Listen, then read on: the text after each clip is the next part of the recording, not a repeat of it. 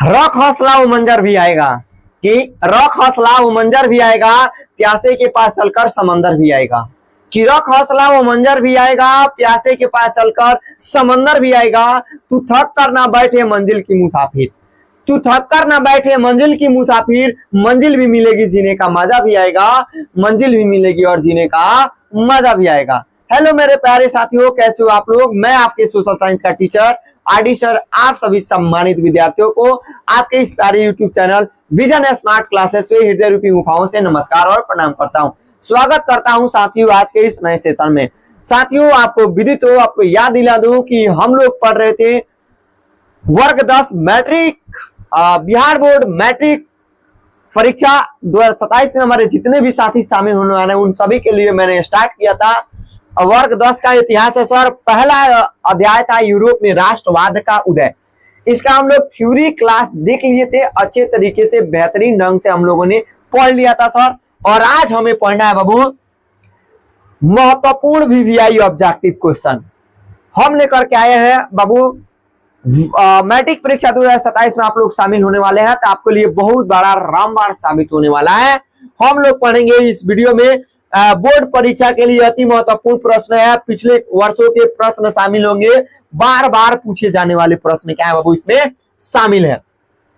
70 ऐसे ऑब्जेक्टिव प्रश्नों को हमने चुना है जो कभी रिपीट हुआ है और आने वाले समय में भी रिपीट होने की प्रबल संभावना है। इसके अलावा हमने वैसे भी क्वेश्चनों को बाबू चुना है जो खुद बिहार पुलिस के द्वारा पूछा गया हो, बिहार दरोगा में पूछा गया, बीपीएससी में पूछा गया हो। बहुत सारे वनडे सरकारी एग्जाम के क्वेश्चन क्या किए गए बाबू एग्जाम में पूछे गए प्रीवियस क्वेश्चनों को हमने क्या किया बाबू इसमें इकट्ठा किया हूँ। मैं खुद तैयारी अपना करता हूँ, जब पढ़ता हूँ क्वेश्चनों को अगर हमें लगता है कि इस अध्याय से आया है तो मैं क्या करता हूँ अपने नोट्स में लिख लेता हूँ और आप सभी को यहाँ पे डिस्कशन कराता हूँ और पढ़ाता हूँ। तो आपके लिए यह वीडियो बहुत सारा क्या होने वाला है, साबित होने वाला है, रामबाण साबित होने वाला है। केवल आपका 10वां का नहीं बाबू, यह वीडियो आपके 10वें के लिए काबिल नहीं है बाबू, आगे भी आप लोग आपके पढ़ाई के लिए बहुत बड़ा महत्वपूर्ण मायने होने वाला है। चलिए देरी न करते शुरू करते हैं बाबू और बताते हैं आज का पहला अध्याय का पहला ऑब्जेक्टिव प्रश्न बाबू। प्रश्न संख्या पहला कह रहा है कि फ्रांसीसी क्रांति कब हुई थी। फ्रांसीसी क्रांति कब हुई थी बाबू, फ्रांसीसी क्रांति कब हुई थी। ऑप्शन नंबर 1 कह रहा है दोस्त, ऑप्शन नंबर 1 कह रहा है, ओहो एक मिनट, थोड़ा हम इसको एक बार पढ़ाए हैं तो थोड़ा देख लेते हैं। ऑप्शन नंबर 1 कह रहा है कि 1788 में, 1788 में, बी कह रहा है 1789 में, सी कह रहा है 1790 में, डी कह रहा है 1791। तो फ्रांसीसी क्रांति जो हुई थी बाबू वो हुई थी 1789 में। कब हुई थी, 1789 में फ्रांसीसी क्रांति हुई थी। प्रश्न संख्या 2 कह रहा है कि नेपोलियन बोनापार्ट, नेपोलियन बोनापार्ट किस देश का शासक था। नेपोलियन बोनापार्ट जो था बाबू किस देश का क्या था, शासक था। ऑप्शन नंबर 1 कह रहा है जर्मनी, बी इटली, बी कह रहा है इटली, ओहो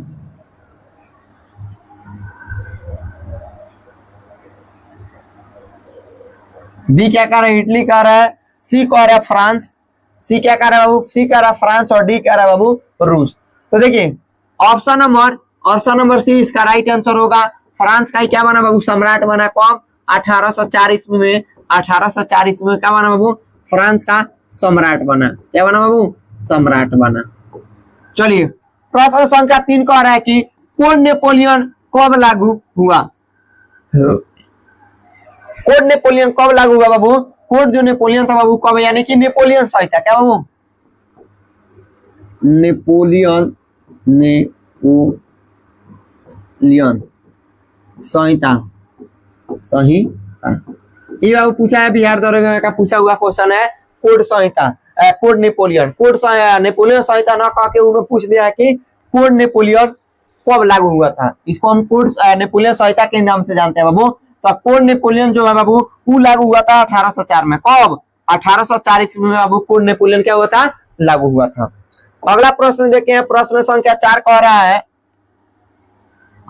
प्रश्न संख्या 4 क्या कह रहा है, प्रश्न संख्या 4 कह रहा है बाबू कि यंग इटली ने संगठन संस्थापक कौन था। यंग इटली संगठन के संस्थापक कौन था बाबू, तो यंग इटली चाहे कहे या कहे यंग यूरोप, क्या कहे बाबू young young Europe, young Europe नामक संस्था जो था उसका संस्थापक कौन था बाबू? तो ये था मेजनी। कौन था बाबू? मेजनी ने यंग इटली तथा यंग यूरोप नामक संस्था क्या किया था? स्थापना किया था। प्रश्न संख्या 5 कह रहा है कि जर्मनी का एकीकरण किसने किया? जर्मनी का बाबू एकीकरण किसने किया था? एकीकरण दो हुआ था, एगो इटली का हुआ था और एगो जर्मनी का हुआ था। तो क्वेश्चन यहाँ पे पूछा है जर्मनी का एकीकरण किसके द्वारा किसने किया था? ऑप्शन नंबर ए कह रहा है बाबू मेजनी, ऑप्शन नंबर ए क्या कह रहा है? मेजनी। बी कह रहा है गैरीबाल्डी और सी कह रहा है बाबू बिस्मार्क। सी क्या कह रहा है? बिस्मार्क कह रहा है। और डी कह रहा है बाबू काउंट काबूर। डी क्या कह रहा है बाबू? काबूर कह रहा है। तो ना ही बाबू जर्मनी के एकीकरण बाबू जो किया था वो किया था बिस्मार्क किया था। क्या कौन किया था? वो बिस्मार्क क्या किया था बाबू? जर्मनी का एकीकरण किया था। प्रश्न संख्या 6 कह रहा है कि इटली का एकीकरण किसके नेतृत्व में हुआ था? इटली का एकीकरण जो है बाबू किसके नेतृत्व में था? पहले पढ़े थे जर्मनी का एकीकरण और ये है बाबू इटली का एकीकरण। इटली का एकीकरण किसके नेतृत्व में हुआ था बाबू? ऑप्शन में कह रहा है काबूर, बी कह रहा है बिस्मार्क और सी कह रहा है नेपोलियन और डी कह रहा है बाबू, डी क्या कह रहा है बाबू? मेटरनिक। डी क्या कह रहा है दोस्त? डी कह रहा है मेटरनिक। तो देखिए इटली का जो एकीकरण है बाबू वो हुआ था काउंट काबूर ने किया था। कौन किया था बाबू? काउंट काबूर के नेतृत्व में हुआ था। किसके नेतृत्व में हुआ? तो काउंट काबूर का। आप पूछ देगा जर्मनी के एकीकरण तो वो किया था बिस्मार्क के नेतृत्व में। अगला क्वेश्चन है ये प्रश्न संख्या 7 कह रहा है कि रक्त और लौह नीति का अवलंबन किसने किया था? रक्त और लौह नीति अवलंबन किसने अपनाई थी बाबू? तो वो था बाबू बिस्मार्क। कौन था बाबू? बिस्मार्क जो था बाबू क्या अपनाया? रक्त और लौह नीति का अवलंबन किया था। किसका? रक्त और लौह नीति का अवलंबन किया। किसके देखते हुए? तो ये अपने सैन्य शक्ति को देखते हुए, सैन्य शक्ति को देखते हुए, सैन्य शक्ति को देखते हुए, किसको देखते हुए बाबू? सैन्य शक्ति को देखते हुए क्या किया था बाबू? ये क्या किया था? तो ये रक्त और लौह नीति का अवलंबन किया था। कौन? तो बिस्मार्क। अगला प्रश्न हमारा कह रहा है, क्वेश्चन हमारा कह रहा है कि वियना कांग्रेस कब हुई थी? वियना कांग्रेस कब हुई थी? वियना कांग्रेस बाबू कौन है? इसे वियना सम्मेलन के नाम से भी जानते हैं। सम्मेलन क्वेश्चन पूछ दिया वियना कांग्रेस तो ही मत समझिएगा कि वियना कांग्रेस है, वियना सम्मेलन इसको कहा जाता है। क्या कहा जाता है? वियना सम्मेलन। ऑप्शन नंबर ए कह रहा है 1815, बी 1848, सी 1871 और डी कह रहा है कि 1789। कमेंट बॉक्स में तो छाप दीजिएगा तो हम पानी पी लेते हैं।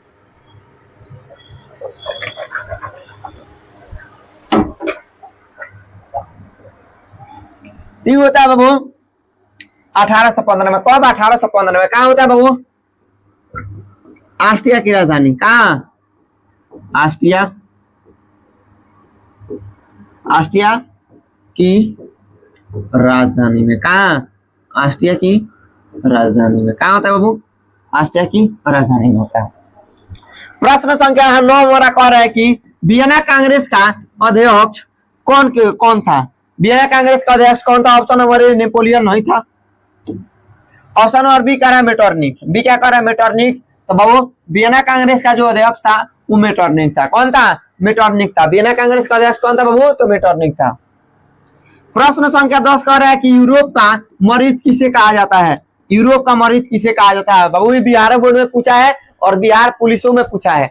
बिहार पुलिस में लगभग 3-4 बार क्या है रिपीट हुआ है और क्वेश्चन बिहार बोर्ड में क्या हुआ बाबू? इसमें बहुत बार रिपीट हुआ है। तो यूरोप का मरीज किसे कहा जाता है बाबू? याद कीजिए, हम आपको जब थ्योरी क्लास पढ़ाए हैं तो उसमें आपको बताया है कि यूरोप का मरीज किसे कहा जाता है। तो यूरोप का मरीज जो कहा जाता है बाबू तुर्की कहा है, तुर्की को कहा जाता है। किसे कहा जाता है? यूरोप का मरीज तुर्की को कहा जाता है। किसको कहा जाता है बाबू? यूरोप का मरीज तुर्की को कहा जाता है। किसे कहा जाता है दोस्त? यूरोप का मरीज तुर्की को कहा जाता है। प्रश्न संख्या 11 कह रहा है कि यूनान किस देश से स्वतंत्र हुआ? यूनान किस देश से क्या हुआ बाबू? स्वतंत्र हुआ। तो यूनान जो था बाबू, यूनान पे बाबू तुर्की का शासन था। किसका शासन था? तुर्की का। तो तुर्की के शासन से यूनान क्या हुआ बाबू? आजाद हुआ। तुर्की के शासन से यूनान क्या हुआ बाबू? आजाद हुआ। आइए अगला दो क्वेश्चन देखिए क्या कहता है। अगला क्वेश्चन कह रहा है प्रश्न संख्या 12 कह रहा है कि राष्ट्रवाद का सबसे पहला प्रभाव किस देश में पड़ा? राष्ट्रवाद का सबसे पहला प्रभाव बाबू किस देश में पड़ा? ऑप्शन नंबर ए कह रहा है जर्मनी में, बी कह रहा है फ्रांस में, सी कह रहा है इटली में, डी कह रहा है रूस में। डी क्या कह रहा है बाबू? रूस में। तो राष्ट्रवाद का जो प्रभाव पहला पड़ा बाबू वो पड़ा था फ्रांस में। कहाँ पड़ा था? फ्रांस में पड़ा था जब फ्रांसीसी क्रांति हुई थी। जब क्या हुई थी? फ्रांसीसी क्रांति के समय, फ्रांसीसी क्रांति से। प्रश्न संख्या 13 कह रहा है कि फ्रैंकफर्ट संसद का गठन कब हुआ था? फ्रैंकफर्ट संसद का गठन कब हुआ था? ऑप्शन नंबर ए कह रहा है बाबू, ऑप्शन नंबर ए कह रहा है 1848 में, बी 1815 में, सी कह रहा है 1871 में, डी कह रहा है 1789 में। तो फ्रैंकफर्ट का जो संसद का जो गठन था बाबू वो होता है बाबू 1848 में। कब? 1848 में। 1848 में एक और घटना घटी थी, सन 1848 की क्रांति, सन 1848 की क्रांति किसके खिलाफ हुआ था बाबू? तो लुई फिलिप के खिलाफ। किसके खिलाफ हुआ था? Louis Philippe. किसके खिलाफ बाबू? लुई फिलिप के खिलाफ। लुई फिलिप के खिलाफ हुआ था। जा रहे हैं क्या? नहीं आएगा। चलिए प्रश्न संख्या 14 कह रहा है, प्रश्न संख्या 14 कह रहा है बाबू,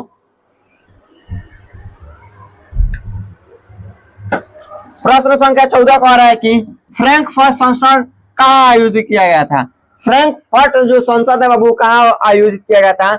ऑप्शन नंबर ए कह रहा है बाबू बर्लिन में, बी कह रहा है पेरिस में, और सी कह रहा है वो फ्रैंकफर्ट में। तो एक राइट आंसर होगा फ्रैंकफर्ट में। कौन बाबू? फ्रैंकफर्ट ही इसका राइट आंसर होगा। प्रश्न संख्या 15 कह रहा है कि कार्बोनरी क्या है? कार्बोनरी क्या है बाबू? तो कार्बोनरी जो है बाबू एगो गुप्त संगठन है। क्या बाबू? गुप्त संगठन है। कार्बोनरी जो है बाबू एगो गुप्त क्या है? एगो गुप्त संगठन है।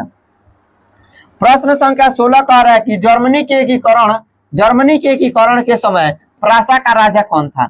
जर्मनी के एकीकरण के समय प्रासा का राजा कौन था? तो जर्मनी के एकीकरण के समय जो प्रासा का राजा था वो बाबू वो था विलियम प्रथम। कौन था? विलियम प्रथम का था बाबू प्रासा का राजा था। विलियम प्रथम कौन था बाबू? प्रासा का राजा था। कब? जर्मनी के एकीकरण के समय में। ऑप्शन नंबर प्रश्न संख्या 17 कह रहा है कि इटली का प्रथम राजा कौन बना? इटली का प्रथम राजा कौन बना? यानी कि जब स्वतंत्र इटली हुआ, जब इटली क्या हो स्वतंत्र हो गया, आजाद हो गया, एकीकरण हो गया इटली का, तो अब कौन वहां का राजा बना? तो वो बना बाबू, वो बना विक्टर एमेनुअल द्वितीय। कौन बाबू? विक्टर एमेनुअल द्वितीय बना बाबू। स्वतंत्र इटली हो गया तो उसके बाद स्वतंत्र इटली का पहला जो राजा बना बाबू विक्टर एमेनुअल द्वितीय, यानी कि विक्टर एमेनुअल का लड़का था। प्रश्न संख्या बिहार दरोगा में पूछा हुआ क्वेश्चन है बाबू। प्रश्न संख्या 18 कह रहा है कि राष्ट्रवाद का अर्थ क्या है? राष्ट्रवाद का अर्थ क्या है? तो राष्ट्रवाद का जो अर्थ है बाबू धर्म से प्रेम नामुन्ना ना, जाति से प्रेम नामुन्ना। सी नंबर कह रहा है कि राष्ट्र प्रेम। सी क्या होगा? राष्ट्र प्रेम होगा। सी क्या होगा बाबू? राष्ट्रीय प्रेम इसका राइट आंसर होगा। प्रश्न संख्या 19 कह रहा है कि जर्मनी के एकीकरण कब पूरा हुआ? जर्मनी के एकीकरण बाबू कब पूरा हुआ? तो जर्मनी का एकीकरण पूरा होता है बाबू 1871 में। जर्मनी ले लीजिए या फिर ले लीजिए आप इटली। जर्मनी ले लीजिए या फिर ले लीजिए इटली। इटली और जर्मनी दोनों देशों का एकीकरण बाबू एक साथ पूरा हुआ 1871 में। प्रश्न संख्या 20 कह रहा है कि इटली का एकीकरण कब हुआ? इटली का एकीकरण भी हुआ बाबू 1800। इसका राइट आंसर होगा इटली का एकीकरण बाबू 1870 में पूर्ण हुआ था, लेकिन पूर्ण रूप से कब हुआ? 1871 में हुआ। पूर्ण रूप से कब हुआ? 1871 में हुआ।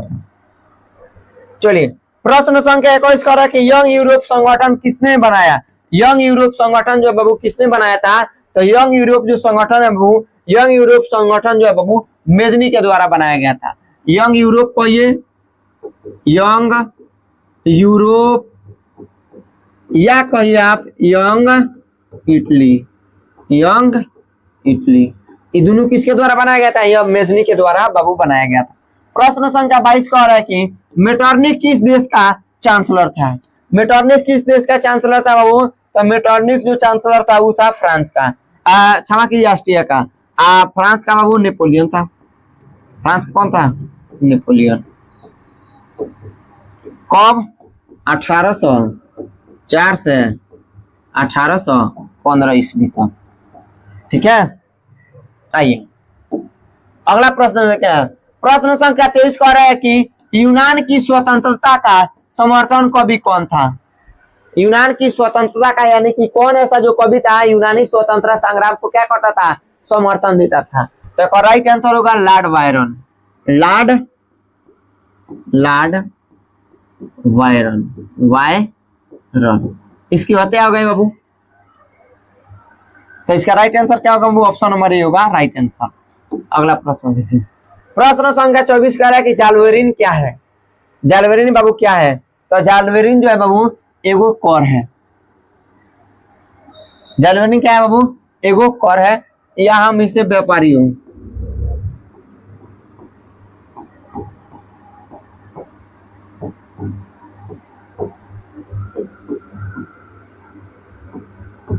व्यापारियों का संगठन भी कहते हैं।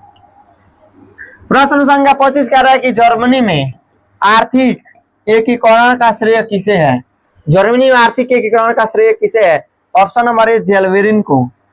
जालवेरिन। बी कह रहा है वियना कांग्रेस, सी कह रहा है मेजनी और डी कह रहा है गैरीबाल्डी। एक और राइट आंसर होगा चला जालवेरिन। क्या होगा बाबू? जालवेरिन। प्रश्न संख्या बाबू 26 कह रहा है फ्रांसीसी क्रांति का नारा क्या था? फ्रांसीसी क्रांति का नारा क्या था? तो फ्रांसीसी क्रांति का नारा था स्वतंत्रता, समानता और बंधुत्व। ऑप्शन नंबर ए इसका राइट आंसर होगा स्वतंत्रता, समानता और बंधुत्व जो था बाबू फ्रांसीसी क्रांति। ये क्या था? मैन मोटो था, मैन उद्देश्य था। मैन मोटो था, मैन उद्देश्य था बाबू किसका? फ्रांसीसी क्रांति का। अगला प्रश्न कह रहा है कि प्रश्न संख्या 27 कह रहा है कि नेपोलियन की हार कहाँ हुई? नेपोलियन की हार कहाँ हुई थी बाबू? तो नेपोलियन की जो हार हुई वो हुई वाटरलू के युद्ध में। वाटरलू के युद्ध में। वाटरलू के युद्ध में किसके किसके बीच हुआ था बाबू? तो मेटरनिक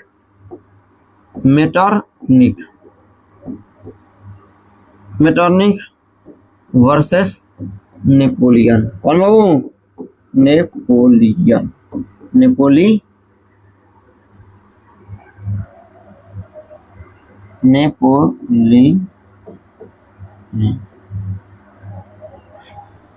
अगला प्रश्न देखिए।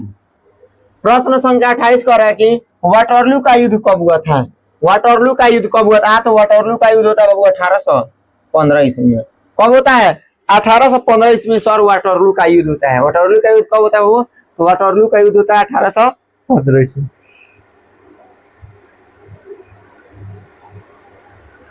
प्रश्न संख्या 29 कह रहा है कि राष्ट्रवाद का जन्म किस क्रांति से माना जाता है? राष्ट्रवाद का जो बाबू जन्म है वो किस क्रांति से माना जाता है? तो राष्ट्रवाद का जो जन्म है बाबू वो माना जाता है। ऑप्शन नंबर ए कह रहा है रूसी क्रांति से, बी अमेरिकी क्रांति से, सी कह रहा है फ्रांसीसी क्रांति से और डी कह रहा है औद्योगिक क्रांति से। तो ऑप्शन नंबर सी इसका राइट आंसर होगा। राष्ट्रवाद का जो जन्म है बाबू वो फ्रांसीसी क्रांति से माना जाता है। प्रश्न संख्या 30 कह रहा है कि गैरीबाल्डी कौन था? गैरीबाल्डी कौन था बाबू? तो गैरीबाल्डी कह रहा है कि फ्रांस का शासक था, बिल्कुल नहीं। इटली का क्रांतिकारी था, बिल्कुल नहीं। जर्मनी का नेता था और डी कह रहा है बाबू रूसी सैनिक था। डी क्या कह रहा है बाबू? रूसी सैनिक था। तो देखिए गैरीबाल्डी जो था बाबू इटली का क्या था? वो क्रांतिकारी था। इटली क्या था? वो क्रांतिकारी था। इटली देश का क्या था बाबू? वो क्रांतिकारी था।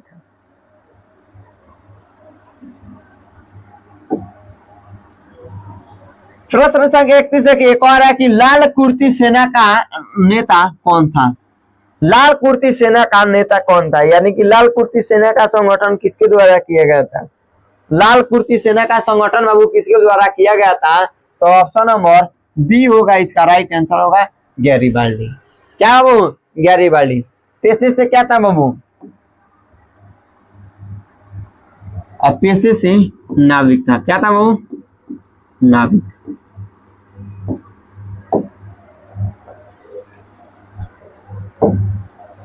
प्रश्न संख्या 32 कह रहा है कि इटली का प्रधानमंत्री कौन था? इटली का प्रधानमंत्री कौन था? तो इटली का जो प्रधानमंत्री था वो था काउंट काबूट। कौन था बाबू? काउंट काबूट था इटली का क्या था? इटली का प्रधानमंत्री था। प्रश्न संख्या 33 कह रहा है कि जर्मनी का एकीकरण किसका? जर्मनी का एकीकरण कितने राज्यों से हुआ? जर्मनी का एकीकरण बाबू, जर्मनी का एकीकरण कितने राज्यों में हुआ था? कितने राज्यों में हुआ था? सबसे पहले तो जर्मनी 300 कितना 300 छोटे छोटे राज्यों में क्या था? विभक्त था। तो ये हुआ था बाबू 39 राज्यों में। बाबू 39 राज्यों में जर्मनी का क्या हुआ बाबू? एकीकरण किया गया। किसका एकीकरण किया था? जर्मनी का। कितना राज्यों में? 39 राज्यों में।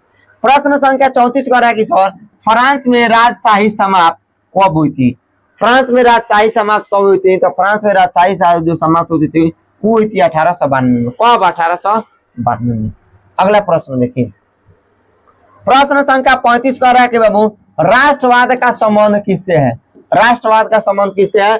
धर्म से, भाषा से, जाति से नहीं बाबू। राष्ट्रवाद का संबंध किससे है? राष्ट्र से। राष्ट्र माना होता है देश। राष्ट्र मतलब क्या होता है बाबू? देश होता है।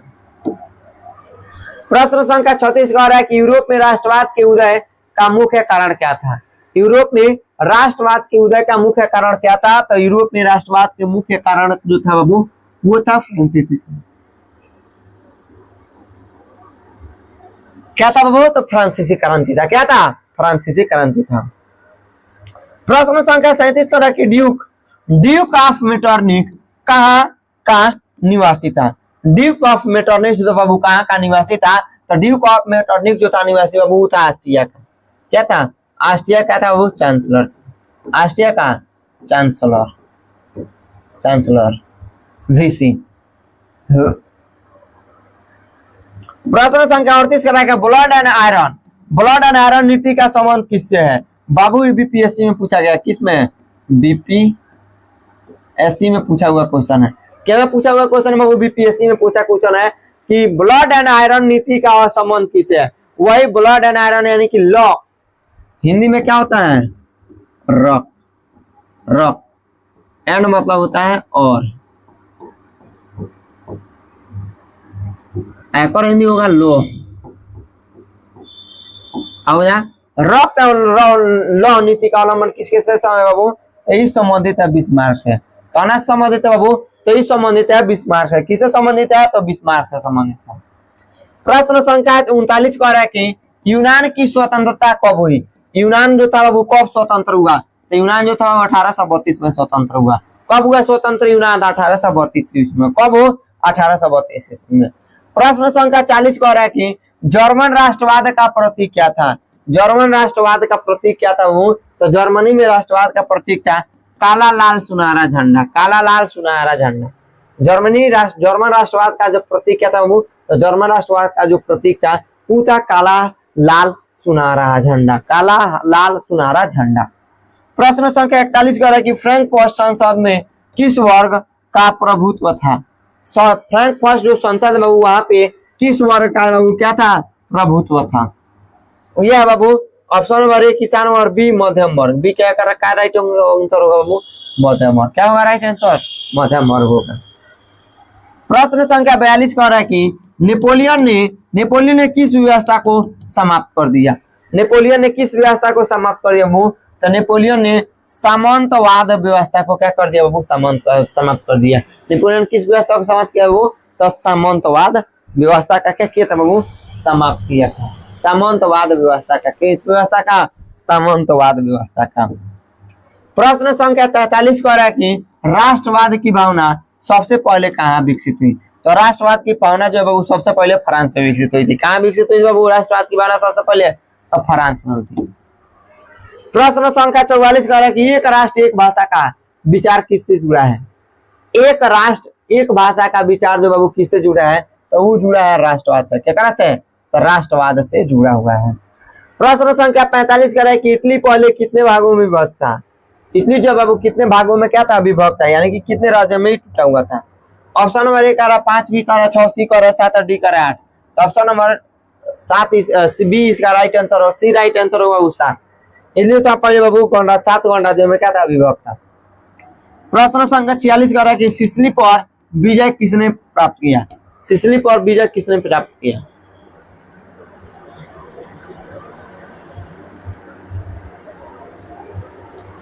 सिसिली पर विजय प्राप्त किसने किया था? तो सिसिली पर विजय जो था प्राप्त किया था वो किया था बाबू गैरिबाल्डी। कौन किया था बाबू? तो गैरिबाल्डी किया था। प्रश्न संख्या 47 कह रहा है कि जर्मनिया क्या था? जर्मनिया क्या था? तो जर्मनिया जो था बाबू जर्मन राष्ट्र का क्या था? प्रतीक था। जर्मन राष्ट्र का क्या था बाबू? प्रतीक था। क्या? जर्मनिया। ऑप्शन नंबर अगला देखिए, प्रश्न संख्या 48 कह रहा है कि मारियान किस देश का प्रतीक था? मारियान किस देश का प्रतीक था बाबू? तो मारियान जो है बाबू वो फ्रांस देश का प्रतीक है। जैसे अपने देश का प्रतीक अशोक का स्तंभ है, ठीक उसी प्रकार मारियान जो था वो किस देश का प्रतीक था? तो ये था बाबू फ्रांस का। किसका? फ्रांस का था। प्रश्न संख्या 49 कह रहा है कि फ्रांस का राष्ट्रीय प्रतीक कौन है? फ्रांस का राष्ट्रीय प्रतीक बाबू कौन है? तो फ्रांस का राष्ट्रीय प्रतीक जो है ऑप्शन नंबर ए कह रहा है जर्मनिया, बी कह रहा है मारियान, और सी कह रहा है ब्रिटानिया, और सी कह डी कह रहा है हेलवेटिया। तो एक और राइट आंसर होगा बाबू ऑप्शन नंबर बी मारियान। क्या होगा बाबू? फ्रांस का राष्ट्रीय प्रतीक जो बाबू मारियान है। प्रश्न संख्या 50 कह रहा है कि राष्ट्रवाद का सबसे शक्तिशाली माध्यम क्या था? राष्ट्रवाद का सबसे शक्तिशाली माध्यम क्या था? तो राष्ट्रवाद का सबसे शक्तिशाली जो माध्यम था वो था बाबू संस्कृत। क्या था बाबू? संस्कृति था। क्या था? संस्कृति था। क्या था बाबू? संस्कृति था। बाबू ताला मारिएगा।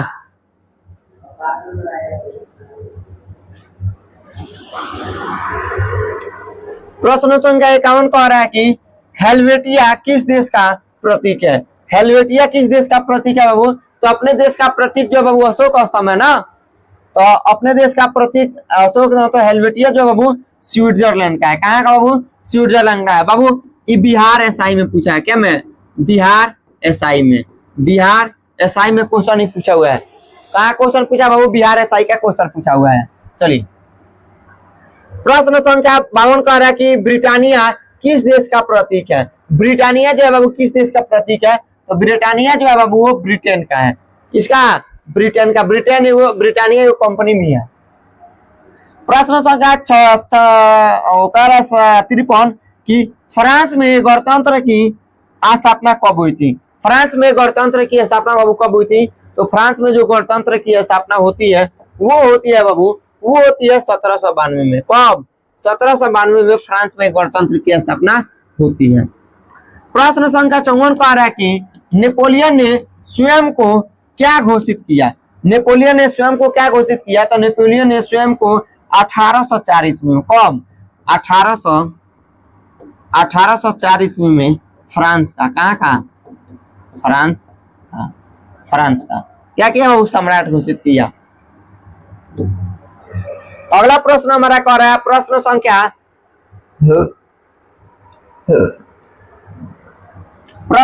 15 कह रहा है कि यंग यूरोप का उद्देश्य क्या था?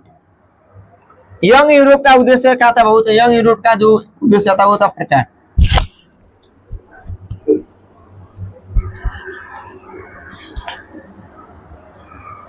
यंग यूरोप उद्देश्य क्या था बाबू? तो इसका था बाबू राष्ट्रवाद का प्रचार था। अगला प्रश्न के प्रश्न संख्या 56 कह रहा है कि मेजनी किस देश का निवासी था? मेजनी किस देश का निवासी था? तो मेजनी तो था वो इटली का निवासी था। किस देश का? इटली का निवासी था। प्रश्न संख्या 57 कह रहा है काउंट काबूर किस राज्य का प्रधानमंत्री बना? काउंट काबूर जो था वो विक्टर एमेनुअल जो क्या बनाया था? प्रधानमंत्री बनाया था। तो काउंट काबूर जो था वो किस देश का प्रधानमंत्री बना था? तो इसका राइट आंसर होगा बाबू सार्डिनिया पीडमाउंट। क्या बाबू? सार्डिनिया पीडमाउंट। क्या कह? सार्डिनिया पीडमाउंट का। प्रश्न संख्या 58 कह रहा है कि जर्मनी के एकीकरण किस युद्ध के बाद पूरा हुआ?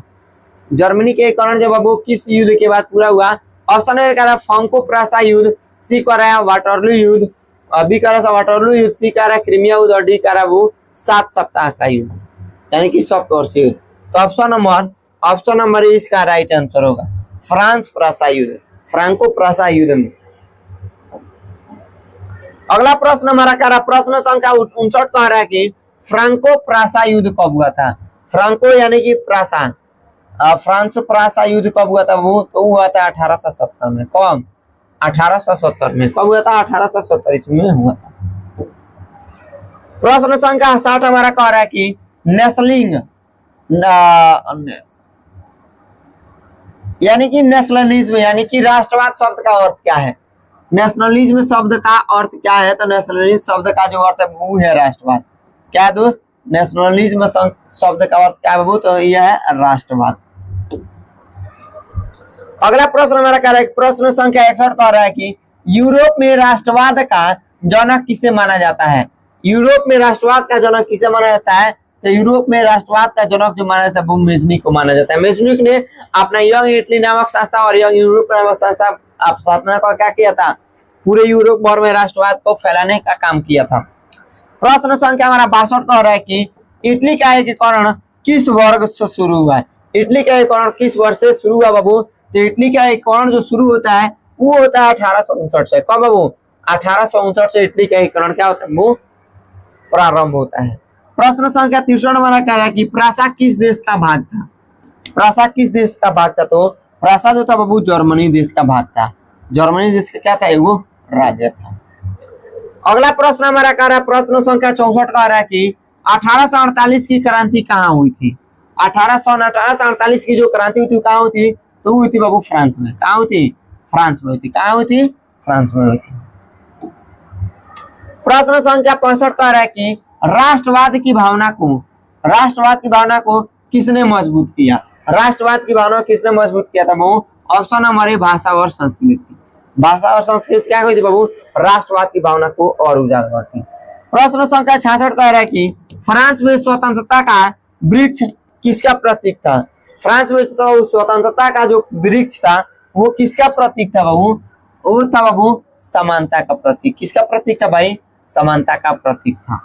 प्रश्न संख्या 67 हमारा कह रहा है कि जनमत संग्रह का अर्थ क्या है। जनमत संग्रह की अर्थ क्या है वो, तो जन मतलब होता है जनता। क्या होता है बाबू, जनता। मत मतलब होता है विचार, विचार। ये पहले पता कर लो कि जनता के विचार का बात, तो अब जनमत संग्रह का क्या हुआ, अर्थ हुआ। तो ऑप्शन नंबर ए बी इसका राइट आंसर होगा। ऑप्शन नंबर बी क्या होगा, राइट आंसर होगा जनता की राय लेन देन करना। प्रश्न संख्या 68 कह रहा है कि जर्मनी का सम्राट कौन बना। जर्मनी का सम्राट कौन बना बाबू, तो जर्मनी का जो सम्राट बना विलियम प्रथम बना। कौन बाबू, जर्मनी का सम्राट विलियम प्रथम। प्रश्न संख्या सेकंड लास्ट है बाबू आज का। प्रश्न संख्या सेकंड लास्ट कह रहा है कि यूरोप में उदारवाद का संबंध किससे था। यूरोप में उदारवाद का संबंध किससे था, तो यूरोप में उदारवाद का संबंध था बाबू स्वतंत्रता से। किसे बाबू, स्वतंत्रता से था।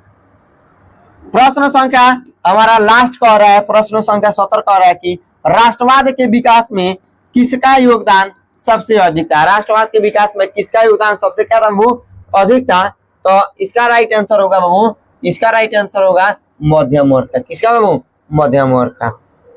चलिए यहाँ से मेरा वीडियो कैसा लगा बाबू, वीडियो को लाइक कीजिए। वीडियो अच्छा लगा वीडियो को लाइक कीजिएगा, चैनल पर नया तो चैनल को सब्सक्राइब कीजिएगा और शेयर करना वीडियो को ना बोले, एकदम दबा के शेयर करिए ताकि आपका साथी भी क्या हो पढ़े।